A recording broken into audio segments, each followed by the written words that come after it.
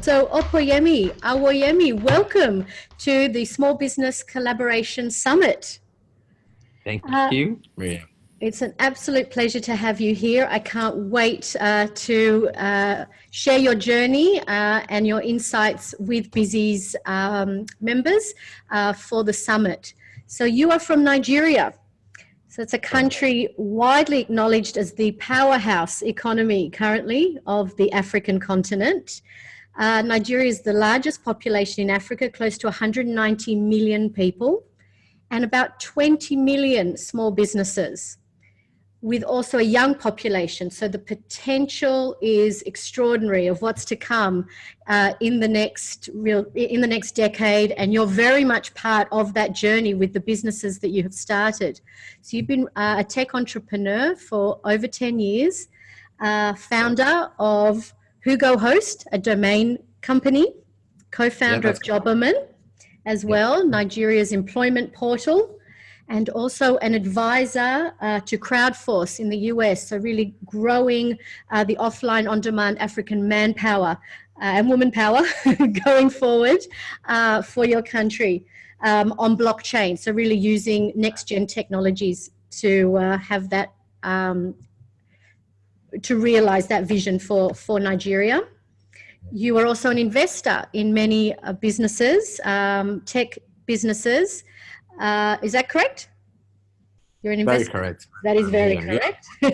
And you're now based in the US. And I assume commuting backwards and forwards. Well, it's backwards and forwards, Nigeria and the US. Yeah. I can imagine. You're a busy man. And to be able to achieve that, that doesn't happen alone, and that doesn't happen on your own. So what role has collaboration really played in your business journey to date? Well, I think it's kind of interesting that I've seen collaboration work very well from a business to business, and also from a resource inside the business. What I mean between teams and also between individuals. But I'll focus more on from a business to business point of view. When you're trying to grow a business, especially in a place like Nigeria, where, like you said rightly, you've got a very strong young population, burgeoning economy, even though there's a lot of people in there, you just really can't do it on your own. You need to collaborate with people, other companies with aligned interests, aligned goals, mutual benefits, and I've seen that do a lot of change in my business. So I've collaborated for the purpose of sharing resources. I've collaborated for the purpose of sharing marketing channels. I've collaborated for the purpose of even just getting optimization efficiencies, especially around skill sets, right? And you see this being a common play around successful businesses in Africa.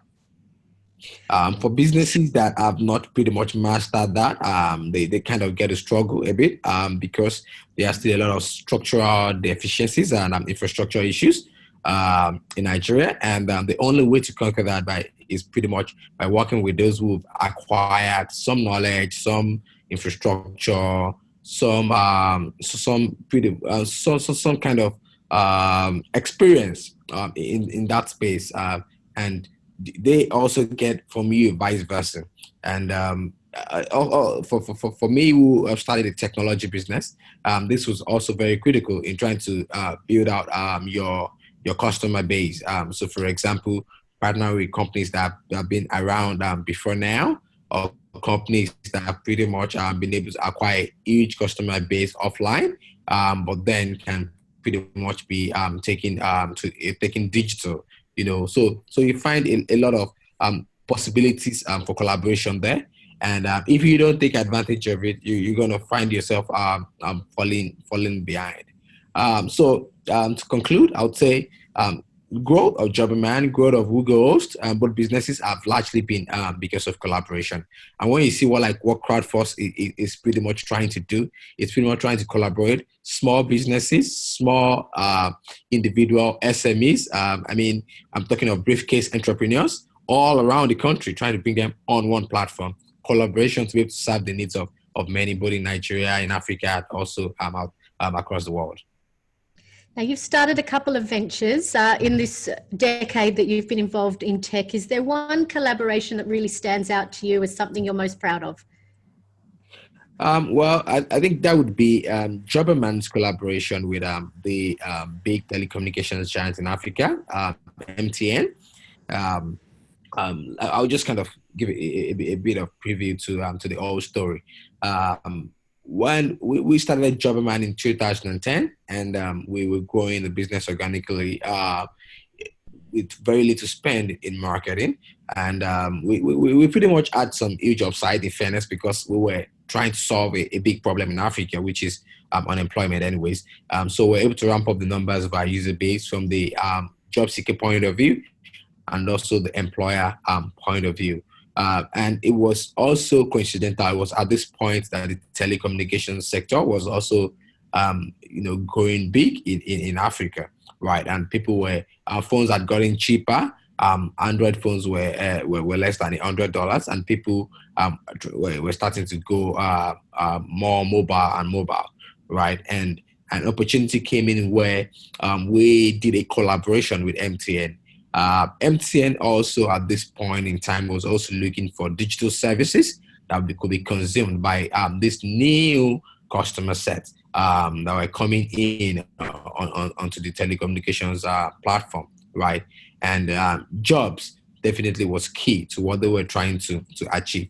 People wanted jobs. If you don't want a job, you need someone who needs a job, right? And on our own part, we had built this platform where we're connecting job seekers to employers, and we needed more job seekers to know about it. But we did not have the marketing power or the funds, right, to pretty much go out and market to a customer base of 190 million, or rather a potential customer base of 190 million people, right? And then we started a collaboration, right, getting jobs to go out via SMS. And users could get jobs by SMS, and they could also subscribe to this. Based on this collaboration, Jobberman grew from I would say 200,000 users to like 1 million users in less than 3 months. That was pretty much phenomenal growth for us, and we got a lot of opportunities to get advertised in the newspapers, on TV, on radio, on billboards across the country. These were things that we could not have done on our own. And on the flip side, MTN also got a lot of their customers getting the kind of digital content that they wanted. Also getting to keep those customers, and also getting revenue from those customers as they kept on subscribing for these job updates by SMS. Right, that was two parties coming together with also the customer, and which resulted, in my own opinion, what I call a win-win-win situation. Right, we won, MTN won, and the customers also got the jobs that they wanted. So that pretty much stands out. Millions of dollars were saved on our own end. On MTN's end as well, millions of dollars were gained and also saved, because if they had decided to go into jobs, a place where they had no competency, there's a huge possibility that they would have failed. Being a large corporate telco that knew not much about jobs, right? And on our own part too, we saved a lot. So this pretty much comes how I think about collaboration, win-win situations, and that worked quite well for us. That's extraordinary. And as a small business at the time, or as a startup, for you to be able to go to a multinational, to a telco in your case, and really express how you can add value to them, because you were really the underdog going to a bigger organization. You obviously needed to prove that you were a trustworthy supplier, I guess, to the telco.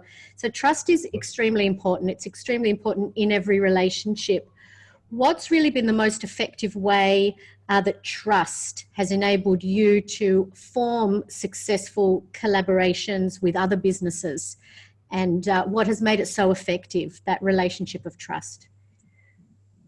For me, what's really worked is really having a very strong value proposition, and also some credibility over the years. So I think when you're trying to do some collaboration or some partnership, either with a bigger company, with a bigger organization, or with a smaller organization, or pretty much an organization, a peer organization, as I would like to put it, you need to have some credibility over the years. You can't just come in and say today, no credibility, no clientele, we've not started and we want to do something, except if it's some really wonderful technology that's out of this world and no one has seen. But I think you need to have done something of your own, put in some effort, some skin in the game, as a lot of people like to put it, and bring that pretty much to the other party. Also, when you come with a proposition with good value from your own end, when you're trying to get an organization to work with you, it is small, bigger, or an organization of pretty much the same size, you definitely need to have what I call a unique value proposition, bringing your unique value proposition, and also some sort of credibility or pedigree, some sort of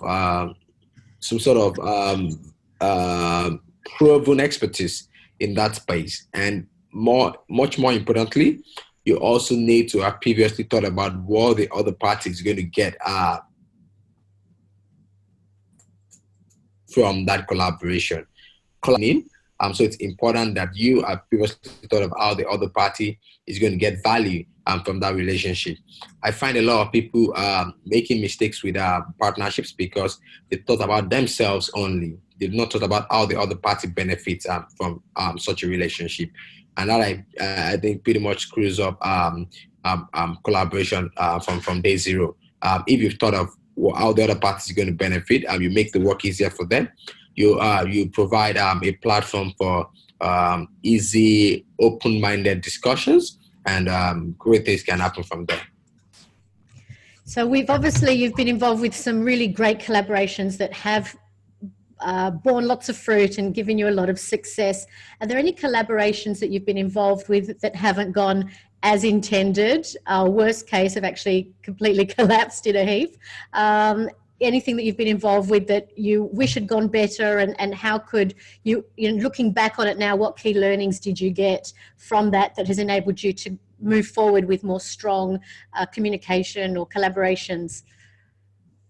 Yeah, I think one of such was a collaboration I tried to do recently with a media organization where we got the goals well aligned, but we weren't quite clear on the resources both parties were going to put in to make the collaboration a success.